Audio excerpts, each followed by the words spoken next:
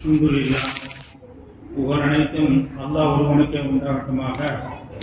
அல்லாஹ்வுடைய மாபெரும் கிருபையினால் 29ஆம் நாள் தராவித் தொழக்கூடிய பாக்கியத்தை அல்லாஹ் நம்மளுக்கு தந்திருக்கிறான்.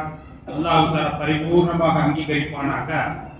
இந்த 29ஆம் நாள் தராவித் தொழுதா என்ன நன்மை அப்படின்னு பார்க்கின்ற பொழுது, 1000 ஹஜ்ஜுகள் செய்தால் என்ன நன்மையோ அந்த நன்மையை 29ஆம் நாள் தராவித் தொழுத அத்தனை பேர்களுக்கும் வழங்குவதாக சொல்கின்றார்கள். நாம் பார்க்கின்ற பொழுது அஸ்ஸலாமு அலைக்கும் அப்படின்னு சொல்றோம். அந்த அஸ்ஸலாமு அலைக்கும் என்பதுள்ள வார்த்தை அஸ்ஸலாம், அந்த வார்த்தைய அல்லாஹ் தஆலா நிறைய நபிமார்களுக்கு உபயோகித்திருக்கிறார். எப்படின்னு சொன்னா, சலாமுன் அலா நூஹி ஃபில் ஆலமீன், சலாமுன் அலா மூசா வ ஹாரூன், சலாமுன் அலா இல்யாசின்.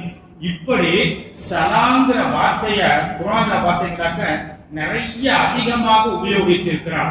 அப்ப அந்த சலாம்ங்கிறதெல்லாம் அல்லாஹ் தஆலா சொல்லக்கூடிய இடங்கள் பாருங்க. உங்களுக்கு இனிமேல் இருக்கக்கூடிய அந்த கவலை போயிடுச்சு, இனிமேல் நீங்க அமைதி, உங்களுக்கு ஈடேற்றம் அப்படிங்கிற இடத்துல அல்லாஹ் தஆலா நபிமார்களுக்கெல்லாம் என்ன அஸ்ஸலாம் சொல்றான். அப்ப அந்த அஸ்ஸலாம்ங்கிற அந்த வார்த்தைய யார் 111 தடவை ஓதுகிறார்களோ கரீபும் மின் ஃபதுலிஹி, அல்லாஹ் தஆலா யார் நோய்வாய்ப்பட்டு 111 தடவை தான் ஊதிக் கொள்கிறார்களோ, ஓதி அவர்களுக்கு பரிபூர்ணமான ஷிஃபாவை கிடைக்கும். அப்படி இல்லை என்று சொன்னால் அவர்களுக்கு இருக்கக்கூடிய அந்த வேதனையாவது குறையும் என்று என்ன செய்ய சொல்றாங்க. அது மட்டுமல்ல, இந்த 111 தடவை அஸ்ஸலாம் என்கிற வார்த்தையை நீங்கள் மற்றவர்களுக்கு ஓதி ஊதி விடலாம், இது ஷிஃபாவை தரும் என்று என்ன செய்றாங்க சொல்லி காட்டுறாங்க. அதே போல நம்ம பார்க்கின்ற பொழுது ரசூலுல்லாஹி ஸல்லல்லாஹு அலைஹி வஸல்லம் இந்த பத்ர் போர் நடந்துச்சுல, அந்த பத்ர் போர்ல பெருமான் ரசூலுல்லாஹி ஸல்லல்லாஹு அலைஹி வஸல்லம் ஒரு இக்கட்டான ஒரு சூழ்நிலை, நமக்கு அந்த பத்ர் போருடைய சூழ்நிலைகள் அது எப்படிப்பட்ட ஒரு இக்கட்டான ஒரு சூழ்நிலையில ரமதான்ல நடந்துச்சு அப்படிங்கிறது நமக்கு தெரியும். எப்படிங்க, அப்படிப்பட்ட ஒரு இக்கட்டான ஒரு சூழ்நிலை. அந்த நேரத்தில் பார்க்கின்ற பொழுது ரசூலுல்லாஹி ஸல்லல்லாஹு அலைஹி வஸல்லம் அந்த பத்ர் போர் நடந்து கொண்டு இருக்கக்கூடிய நேரத்துல, அந்த பத்ர் போர் உச்சகட்டமாக நடக்கக்கூடிய தருணத்துல என்ன திக்ர் செய்தார்கள்.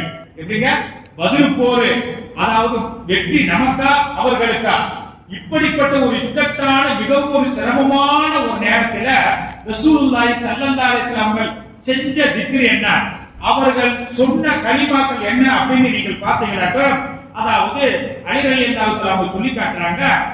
போர் நடந்துகிட்டே இருக்கும். இப்படி நடந்துகிட்டே இருக்கிறப்ப ரசூல் ஸல்லல்லாஹு அலைஹி வஸல்லம் பார்த்தாங்களாக்க காணா. அப்ப ரசூல் ஸல்லல்லாஹு அலைஹி வஸல்லம் என்ன ஆச்சு, ஏன்னா பொதுவா போர் நடக்குங்கிறப்ப திடீர்னு ஒரு நல்லது கெட்டது ஆகலாம்.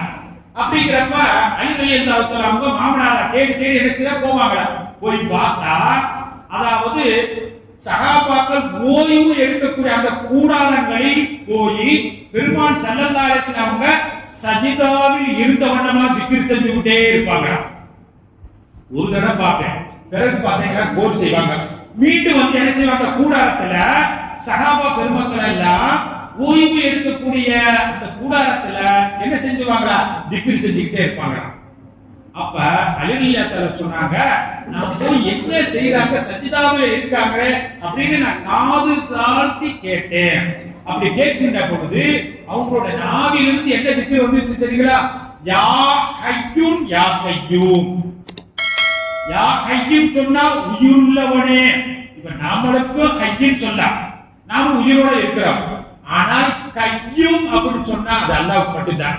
கையும் சொன்னா என்றென்றும் நிலையானவன். நாம சொல்ல முடியுமா, என்றென்றும் நான் நிலையானவன் உலகத்தில் இருக்கக்கூடிய சொல்ல முடியாது. கையும் என்றென்றும் நிலையானவன் அல்லாஹ் ஒருவன் தான். ஆகையினால் யா ஹய்யும் யா கையும் என்பத பத்ர் போர் நடந்து கொண்டிருக்கின்ற பொழுது போர் செய்வாங்க. கொஞ்ச நேரம் சஜிதாவில படுத்து யா ஹய்யும் யா கையும் இப்படி எல்லாம் சொல்லி அந்த பத்ர் போர் வெற்றி கிடைப்பதற்கு பெருமான் ஸல்லல்லாஹு அலைஹி வஸல்லம் செய்த அந்த திக்ரும் ஒன்று என்று என்ன செஞ்சாங்க சொல்லி காட்டுறாங்க. இது மட்டுமல்ல, ஈசா அலைஹிஸ்ஸலாத்து வஸலாம் பற்றி நாம கேள்விப்பட்டிருக்கிறோம். மரணித்தவர்களை அல்லாஹ்வுடைய குதிரத்தை கொண்டு என்ன செய்வாங்க, உயிர்ப்பிப்பாங்க, அல்லாஹ் உயிர் கொடுப்பாங்க மூலியமா. அப்படி இருக்கிறப்ப ஒரு நேரத்துல இறந்தவங்களை எல்லாம் உயிர்ப்பிக்கக்கூடிய தருணத்துல ஈசா அலைஹிஸ்ஸலாத்து வஸ்ஸலாம் என்ன வார்த்தையை கொண்டு, இறைவனுடைய குதிரத்தை கொண்டு உயிர்ப்பிக்க சொல்லுவாங்க. ஆனா என்ன திக்கரை உபயோகிப்பாங்க அப்படின்னு சொன்னா, யா ஈசா இதா அராத தாலிக்க அலா ஐ யுஹியல் மௌதா. அப்ப அந்த ஈசா அலைஹிஸ்ஸலாத்து வஸ்ஸலாம் அவர்களும் யுஹ்யி, அதாவது யா கையும், அந்த கையும்ங்கறத அந்த வார்த்தைகளை சொல்லி, நிலையானவனே, என்றென்று ஹயாத்துள்ளவனே, நீ என்ன செய்ய, இதா அராத தாலிக, நீ நாடினால் இவர்களுக்கு யுஹ்யி, உயிர் கொடுப்பாயாக என்று ஈசா அலைஹிஸ்ஸலாத்து வஸ்ஸலாம் அவர்களும் இறந்தவர்கள் உயிர்ப்பிக்கக்கூடிய சக்தி அல்லாஹ்வின் தான் கொடுத்தார்.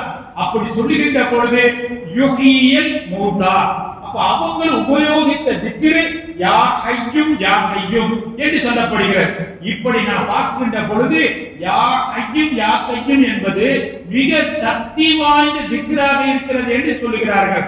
இது மட்டுமல்ல, அதாவது அல்லாமா லைஸ் ரஹ்மத்துல்லாஹி சொல்றாங்க, ஒரு ஆளை நான் பார்த்தேன். யாருங்க? அப்துல்லா இப்னு நாஃபி என்ற ஒரு தோழரை பார்த்தேன். அவங்களை பார்த்தீங்களாக்க அவங்களுக்கு பார்வையே தெரியாது, பார்வை தெரியாம தான் இருந்துட்டு இருந்தாங்க. அப்ப கொஞ்ச நாளைக்கு பிறகு பார்க்கின்ற பொழுது என்ன செஞ்சுட்டு அந்த தோழரை பார்த்தேன். அப்படி அந்த தோழரை பார்க்கின்ற பொழுது கண் பார்வை தெரிஞ்சிச்சு. கண் பார்வை தெரியாம இருந்துச்சு அப்துல்லா இப்னு நாஃபி என்ற தோழருக்கு. பிறகு கொஞ்ச காலம் கழித்த பிறகு நான் பார்க்கிறேன், அவங்களுக்கு பார்வை தெரிஞ்சிச்சு. அப்ப நான் கேட்டேன், சகோதரரே, உங்களுக்கு பார்வை தெரியாம இருந்துச்சு, இப்ப நல்லா பார்க்கறீங்களே, என்ன காரணம் அப்படிங்கிறப்ப அப்துல் லைஸ் என்பவர்கிட்ட சொல்றாங்க. யாரு?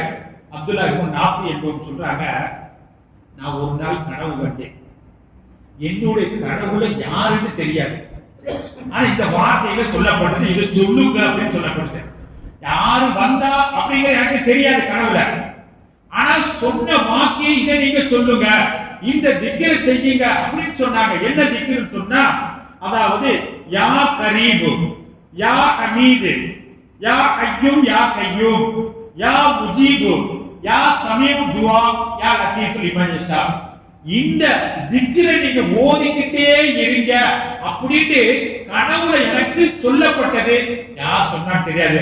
அந்த கலிமாக்களை, அந்த திக்ருகளை நான் சொல்லிக்கொண்டே வந்தேன்.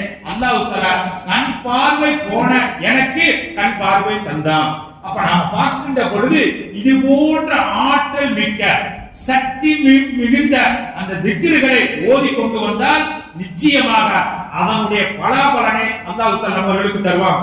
அப்படிப்பட்ட பலாபலனை, சிறப்புகளை பெறக்கூடிய நன்மக்களாக உங்களையும் என்னையும் அல்லாஹ் ஆக்கி அருள் புரிவானாக.